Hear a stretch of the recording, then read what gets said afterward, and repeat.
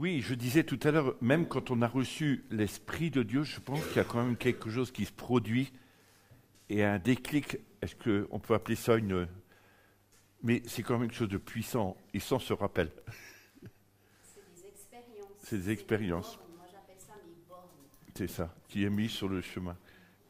Voilà. Mais c'est dit aussi que celui qui dit que Jésus-Christ est Seigneur, il lui appartient aussi. Alors, donc, ne serait-ce que cela, c'est vrai. Alors, on va regarder là le fruit de l'arbre de la vie. C'est dans la Genèse, au chapitre 2, versets 16 et 17. Puis après, on va voir un verset de l'Apocalypse, comme promis, mais je veux faire des expériences. Genèse, chapitre 2, versets 16 et 17, il dit « Et l'Éternel Dieu ordonna à l'homme, mange librement des fruits de tous les arbres du jardin, sauf du fruit de l'arbre de la détermination du bien ou du mal. De celui-là, n'en mange pas, car le jour où tu en mangeras, tu mourras. » Puis on va lire Apocalypse, chapitre 2, verset 7, « Que celui qui a des oreilles entende ce que l'Esprit dit aux églises.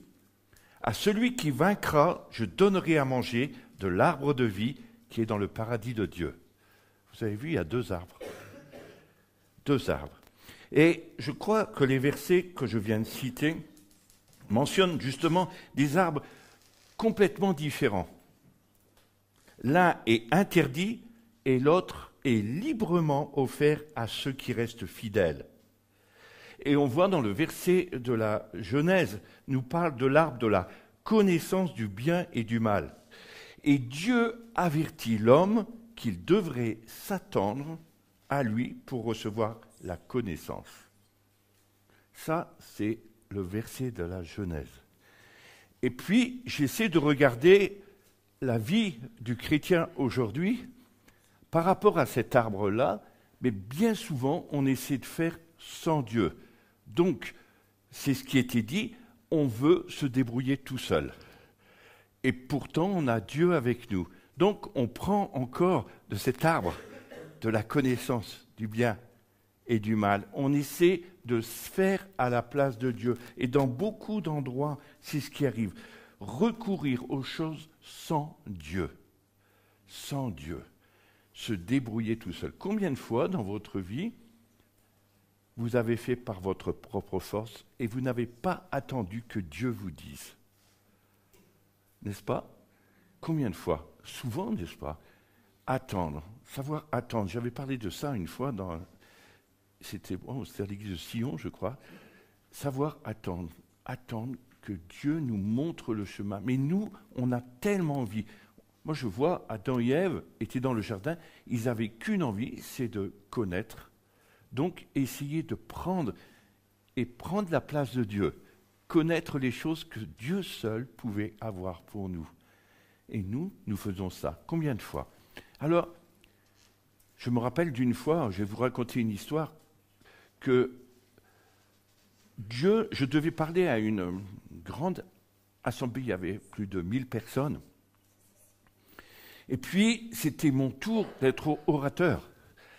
Et donc, je m'étais mis aussi, on avait pris avec la louange, tout était en harmonie, on était vraiment bien. Et puis, au moment où j'arrive pour parler, Dieu il dit « Tu te tais, tu dis rien ». Je dis « Seigneur, et tu vas dire à la louange qu'ils arrêtent de jouer, qu'ils ne fassent rien ». Et alors, c'est terrible de faire ça. Et les gens de la louange étaient formidables parce qu'ils m'ont écouté. Mais 2 minutes, 3 minutes, 5 minutes, 10 minutes, un quart d'heure. Vous imaginez, ça fait un temps immense. Et tout le monde attendait. Mais les responsables de cette organisation venaient me voir. Mais Hervé, il faut que tu parles. C'est ton tour. Je dis non, Dieu ne veut pas. Je restais donc assis à ma place. Et on est venu me supplier à genoux, je vous promets, à genoux. S'il te plaît, Hervé, il fallait absolument que je fasse quelque chose. Et puis Dieu avait dit non. Puis ça dure un moment, puis quelqu'un vient vers moi. Moi, je me sentais tellement bien, en paix, mais alors une paix incroyable. Quelqu'un vient vers moi pour me regarder, ça fait tout drôle, on devient un phénomène spécial. Et au moment où il arrive, visité par Dieu, et tombé à terre, mais visité par Dieu. Mais c'était incroyable. Et moi, je bougeais toujours pas. J'attendais Dieu. Puis d'un seul coup, est arrivé dans la salle 5 jeunes adolescents. Ces 5 jeunes adolescents avaient passé toute la nuit dans la prière. Vous imaginez, 5 jeunes ados. Les parents les ont cherchés toute la nuit. Ils étaient dans la salle et ils priaient toute la nuit. C'est fou.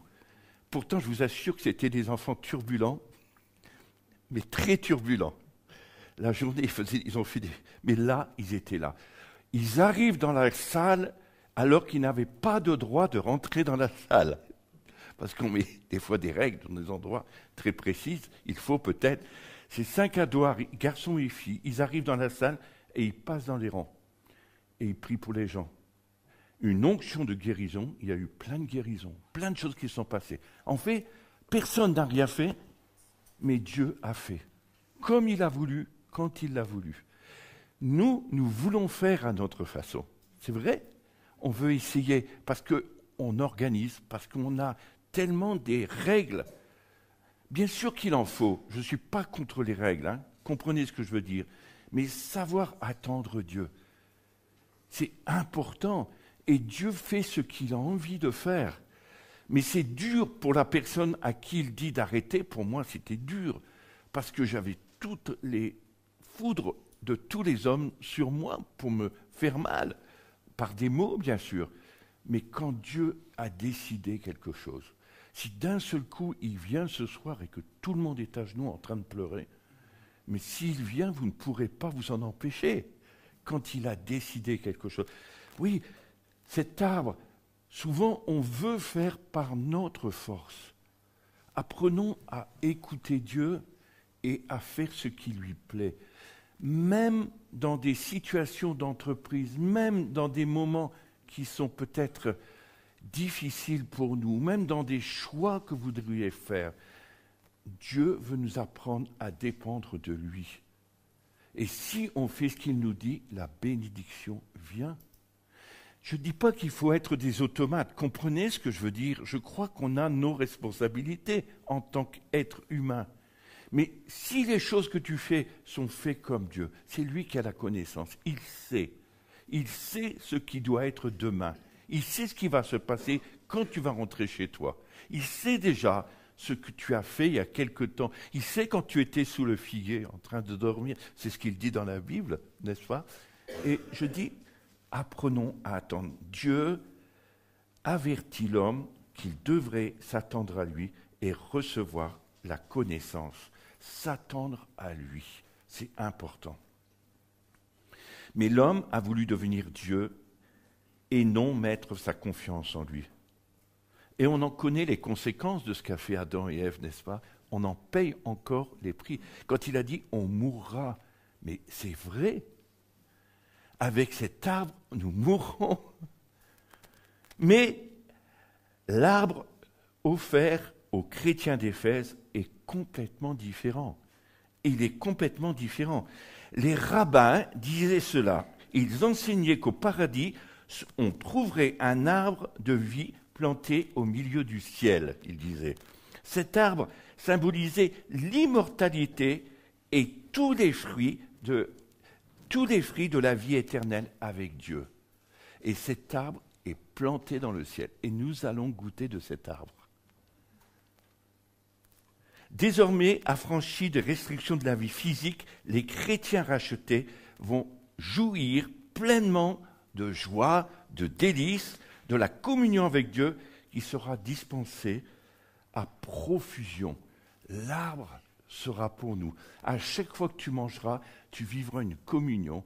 Tu n'auras plus de souffrance, plus de mal. Tu seras en paix. Tu goûteras aux fruits de l'arbre qui est planté, comme les rabbins le disent, là-haut dans le ciel. C'est ce qui est écrit. Celui qui persévérera pourra manger de ce fruit. Celui qui ira jusqu'au bout et qui dépendra de Dieu jusqu'au bout, qui obéira au Seigneur, qui fera sa volonté. Jésus promet aux Éphésiens que ça sera leur récompense s'ils persévèrent et s'ils triomphent. C'est fort tout ce qu'il a dit aux Éphésiens, n'est-ce pas? Il en a dit beaucoup de choses. Et toutes les épreuves, toutes les tragédies de leur vie précédente vont trouver leur récompense s'ils demeurent fidèles. Pour vous, c'est pareil. Toute épreuve, toute tragédie, tout ce que vous avez vécu va apporter une bénédiction dans le ciel. Même les larmes que tu as versées, même les souffrances que tu as eues, c'est des fruits, c'est des choses qui vont être là pour toi. Toutes les larmes, mais c'est fou. Et combien de gens ont souffert, n'est-ce pas? Et c'est pour nous. Nous vivons, je crois, déjà dans l'éternité. Vous ne croyez pas? Moi, en tout cas, c'est ma vie, c'est ma pensée. La mort ne constitue plus une fin, mais plutôt une transition glorieuse. Mourir m'est un gain, disait Paul. Parce que c'est un changement. Mais pour nous, ça paraît si dur, ce changement, n'est-ce pas? Parce qu'on est attaché à tous ces biens de cette terre, alors que notre vie continue si nous lui appartenons, et elle continue après, et nous avons une vie tellement magnifique, nettement. Moi, j'ai envie, je ne sais pas quand il voudra, mais je dis, ça met un gain, ça vaut la peine, je crois. Si nous connaissions, aimions et servons le Seigneur maintenant, nous recevrons ici-bas, je crois, un avant-goût du ciel dans notre relation avec lui. Nous allons déjà vivre, et nous pouvons vivre le ciel sur la terre. Que ta volonté soit faite sur le ciel, sur la terre comme elle est au ciel. Vivre le ciel sur la terre, c'est possible pour nous tous si nous vivons en harmonie avec lui. C'est fou. Arriver à savoir des choses, arriver à prendre des décisions avec lui, arriver même des fois dans le témoignage sur cette terre, aller parler à quelqu'un parce que Dieu te l'a montré. Et la personne se convertit obligatoirement, parce qu'il l'a choisi. C'est lui qui nous touche. Mais moi, je crois qu'on peut vivre déjà un avant-goût, même des bénédictions, des choses superbes, comme si Dieu était là, et il est là, avec nous, et qu'on peut le côtoyer et partager avec lui les mêmes choses que quand tu seras dans le ciel. On a déjà un avant-goût ici, pour celui qui persévère en tout cas. Quelles que soient les épreuves que nous ayons rencontrées, les difficultés que nous traversons, elles ne peuvent se comparer à la gloire de Dieu qui nous a révélée. Ça, vous l'avez dans Romains 8, 18, si vous voulez le regarder. Romains 8, 18.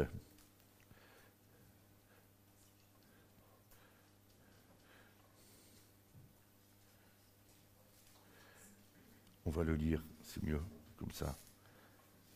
C'est plus précis quand on le lit. Et il dit ça. « J'estime d'ailleurs qu'il n'y a aucune communion mesure entre les souffrances de la vie présente et la gloire qui va se révéler en nous après. » Aucune communion. C'est fort ce que dit Paul. Ça ne peut se comparer à la gloire que Dieu nous révélera là-haut dans le ciel. Toutes ces souffrances, tout ce que tu passes, tout est des choses engrangées là-haut, des bénédictions là-haut. Et il dira, quand tu es là-haut, tu te rappelles quand tu as fait ça, pour un plus petit que moi, c'est à moi que tu l'as fait. C'est un trésor, c'est pour moi. Tu te rappelles quand... Mais Seigneur, je ne me rappelle pas. Mais si, tu vois, regarde. Moi, je crois que c'est ça.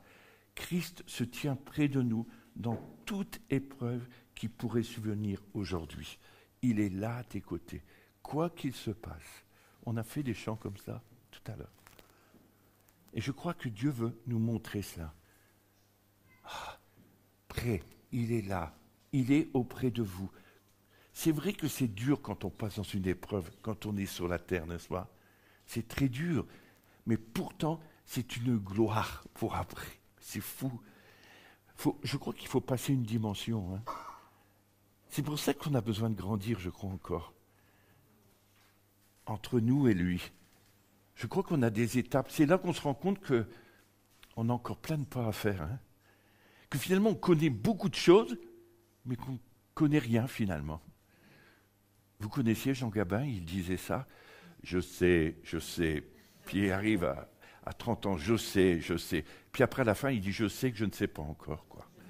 Et il savait même à la fin de sa mort, il ne savait toujours pas. En fait, on ne connaît pas, parce qu'on a besoin de grandir, on a besoin d'avancer avec lui, on a besoin de le laisser grandir en nous et de commencer à communier avec lui. Vous avez vu que finalement, on est tellement loin des grandes choses que Dieu a prévues. Et pourtant, on peut vivre le ciel sur la terre. C'est formidable quand on vit le ciel sur la terre. Hein. Et ça ne retire pas les épreuves, mais ça fait quelque chose de magnifique qu'on peut vivre. Dieu veut vous encourager, je crois, ce soir, et il veut vous rappeler qu'il y aura un arbre qui est planté dans le ciel où vous pourrez manger les fruits, et vous verrez, pour la vie éternelle, vous verrez la communion avec Dieu, vos yeux vont s'ouvrir, vous verrez des choses que vous n'avez jamais vues, des choses incroyables. Parce que quand on sera là-haut, on a persévéré jusqu'au bout. Bon et fidèle serviteur, je t'aime, rentre, et maintenant je vais t'en confier encore plus de choses. Vous vous rendez compte? Quand on va être là-haut, il va encore nous donner des choses à faire. C'est fou, quoi. Mais on ne sentira plus la fatigue, plus la maladie. Ça va être super, moi, je trouve. Moi, je dis, demandez à Dieu qui vous révèle un peu le ciel. Demandez-lui. Et dans votre cœur, vous verrez que quand les épreuves arrivent, vous direz, mais finalement, quand je serai là-haut, ça va être tellement super, quoi. Ça passe aujourd'hui. Même, des fois, le diable fait tellement du mal, mais en même temps, tu te dis, attends, quand j'arriverai là-haut, tu ne pourras plus rien me faire, de toute façon. Puis quand je suis mort, de toute façon, quelqu'un de mort, qu'est-ce qu'on peut lui faire? Rien, c'est fini, il est trop tard. Et quand on est mort en Christ, on ne peut plus rien. Mais si tu veux mourir, tu as toujours besoin d'un frère ou d'une sœur. Parce que tu peux te mettre un clou dans une main, mais dans l'autre main, il faut que ce soit un frère ou une sœur qui le mette. Tu ne peux pas te le mettre toi-même. Donc on a besoin des fois d'être éprouvé pour que notre vie change, pour qu'on soit transformé, pour qu'on devienne des gens qui ont persévéré jusqu'au bout. Et je pense que Dieu veut vraiment vous parler ce soir de ce côté-là, en tout cas. Que celui qui a des oreilles entende ce que l'Esprit dit aux églises, à celui qui vaincra, je donnerai à manger de l'arbre de vie qui est dans le paradis de Dieu. C'est fou, hein? Rappelez-vous ça, ça va vous encourager de vous dire, mais voilà, il y a un arbre avec les fruits parce que j'ai tenu le coup. C'est super, hein, d'aller jusqu'au bout. Mais il y en a tellement qui ne vont pas aller jusqu'au bout, c'est ça qui est dur. Tout à l'heure, on parlait juste un tout petit peu avec Jean-Marc, il disait, j'ai tellement pleuré dans la semaine dernière, avant, mais des fois, Dieu nous fait pleurer sur des situations, mais c'est incroyable. Et on se dit, mais on ne peut rien faire. Et on sent les gens qui s'en vont et qui meurent, quoi. Parce qu'ils n'ont pas su tenir le coup, malgré les événements. Je pense qu'on arrive dans des temps difficiles, on le sait, tout le monde le sait, parce que de toute façon, tout ce qu'il y a autour de nous s'écroule. Et on ne peut plus le contrôler. Mais on a cette vie avec Christ qui est de plus en plus forte, qui nous permet de tenir et qui nous permet de vivre des choses comme jamais on a vécu, quoi. Je l'ai déjà dit, mais j'aimerais encore le dire comme témoignage. Un homme d'affaires que je connais qui fait les voitures de luxe. Donc, et il allait fermer ses portes. C'est un chrétien. Et il dit, c'est trop dur, voilà le Covid. Alors il dit, là, je vais être foutu, quoi. C'est fini. Il a prié le Seigneur. Il dit, Seigneur, fais quelque chose. Si je dois arrêter, je te donne tout. Il n'a jamais vendu autant de voitures de sa vie. Il dit maintenant, je suis tellement riche, il dit, c'est incroyable, il dit jamais j'allais mettre la clé sous la porte. Mais parce que juste, il s'est tourné vers Dieu, puis il a décidé que son entreprise, c'était lui qui allait la diriger, le Seigneur. Mais dépendance avec lui, il a tenu le coup, mais il s'écroulait, c'est vrai, parce qu'il a tout essayé, on a tout essayé. Mais arrête de tout essayer, quoi. Laisse faire un petit peu le Seigneur, je crois, parce que ça va te permettre de réussir et de gagner. Mais ça s'apprend aussi. C'est vrai. On apprend à écouter Dieu, on apprend à marcher avec lui. C'est pas toujours facile, comme des fois on a des faiblesses à vouloir faire encore par notre force, et des fois il nous corrige pour nous ramener sur les voies. Mais si on n'obéit pas, c'est là qu'on s'éteint petit à petit. Et je crois que Dieu veut ouvrir nos esprits, nos yeux, nos cœurs, pour comprendre quelque part. Et on a besoin de cela. Alors, c'est pour ça que j'aime la parole, parce qu'elle nous parle aussi aujourd'hui. Pour moi, elle a des années et elle est toujours fraîche. Quand je lis un passage aujourd'hui, je le lirai un an après, il va me redire autre chose. J'ai dit, mais c'est incroyable, un livre comme ça, il n'y en a pas nulle part, quoi. Et la parole, elle est tellement vivante pour nous que Dieu peut nous révéler des choses dans nos vies. Ma conversion était celle-là, c'est que c'est la parole de Dieu qui a fait surface en moi, que je ne les connaissais même pas.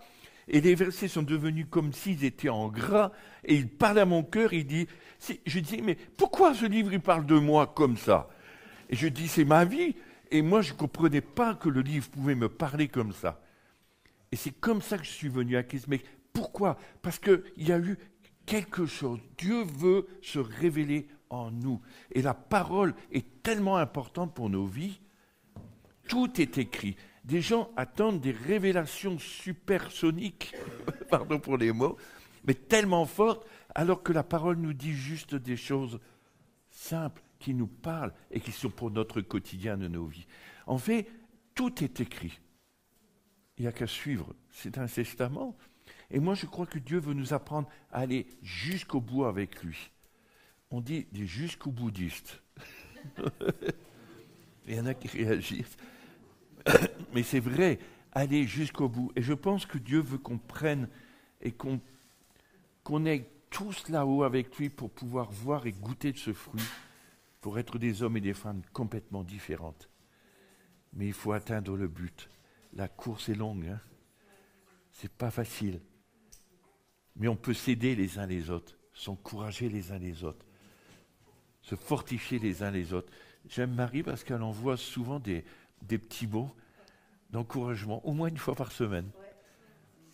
Et des fois, tu te rends compte, tu te dis, waouh, juste quand il faut, quoi.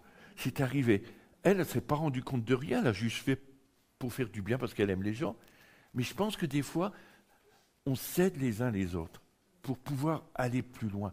Mais tous nous passons par des temps très difficiles, plus ou moins. Il n'y a personne qui est à l'abri, hein. Même les plus grands, s'ils disent qu'ils sont forts, qu'ils n'ont rien, c'est des menteurs, quoi. Parce que de toute façon, c'est le chemin de la vie aujourd'hui. Mais en même temps, on sait qu'on a une espérance et on a quelque chose qui doit tenir dans nos vies. Voilà ce que je voulais dire, qui était tellement important pour vous ce soir. Rappelez-vous, Apocalypse 2, cet arbre. Et réfléchissez-y. Et demain, on parlera de tout ou rien. Ce sera le titre, la suite d'Apocalypse 2 encore un verset. Mais je veux vous encourager à lire, parce que si même la lumière va se faire dans vos vies. Et je crois que Dieu, on parle de ça, est une lumière. On a chanté aux enfants, Dieu, la lumière, on parle beaucoup. Et je crois que c'est une lumière sur notre chemin, notre sentier. Et il nous aide, il nous éclaire, il sillonne notre chemin. Mais nos yeux doivent s'ouvrir et on doit voir. D'accord? Alors, j'en ai dit assez pour ce soir. Mais Seigneur, en tout cas pour ta parole, merci parce que tu nous parles et on a besoin que tu viennes encore nous secouer et nous interpeller, peut-être nous rappeler qu'est-ce qu'on a fait par nos forces et comment j'aurai moins de mal si je fais avec ta force à toi, Seigneur. Seigneur, prends toute la place dans nos vies, remplis-nous de toi et donne-nous de savoir entendre et marcher avec toi.